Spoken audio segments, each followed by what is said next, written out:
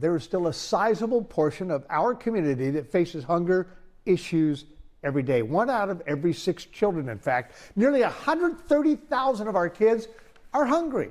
Feeding San Diego does its best to fill the need each and every day, has a special program, a campaign that is going to give you the opportunity to help them do what they need. Let's join Vince Hall right now and find out about the campaign. It's called Fuel for Summer, which is perfect, right?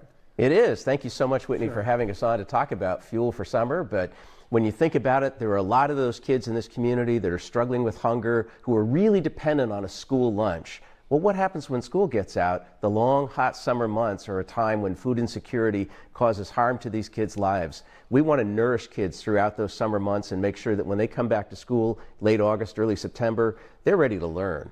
Yeah, school has become much more than a place of education now. It's not just the school lunches. So many provide breakfast now.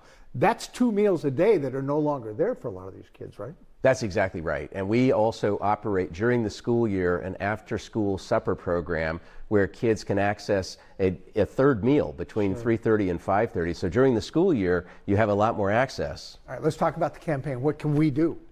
The community has been great, and people have been in touch with Feeding San Diego through our website to give us financial support to help us expand this program. So we have 15 feeding sites that we are setting up across San Diego County. Most of them have begun operations this week. The rest will be operational within the next week. And we're inviting kids from those communities, and many of them are in the rural East County areas where access to grocery stores and inexpensive food is much more challenging. But the community has donated funds, they have volunteered time, they have donated food to help Feeding San Diego feed these kids all summer long.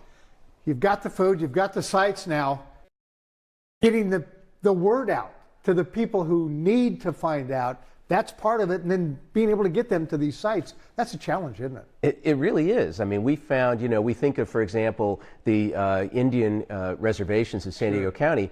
Some of them are gaming tribes and they're more affluent. The ones that aren't are still struggling with incredible poverty. And to your point, it's hard for them to find transportation to get to where food resources are. So at great expense to us, we actually are transporting meals to those reservations during the summer. All right, Vince, bottom line is, San Diegans, generous as they always are, go to your website, get more information on these feeding sites, and who knows, maybe someone's going to come up with a partnership, a solution that can help you guys out, and maybe help get the food to where it needs to go. I think that's terrific. And I just have to thank you for always shining the light on this issue and helping to educate the community, because out of that education comes participation and volunteerism and resources. Well, as you said when we sat down, you're making progress. It just has to keep going in that direction. All right, you can help. Trust me. All right, thank you. So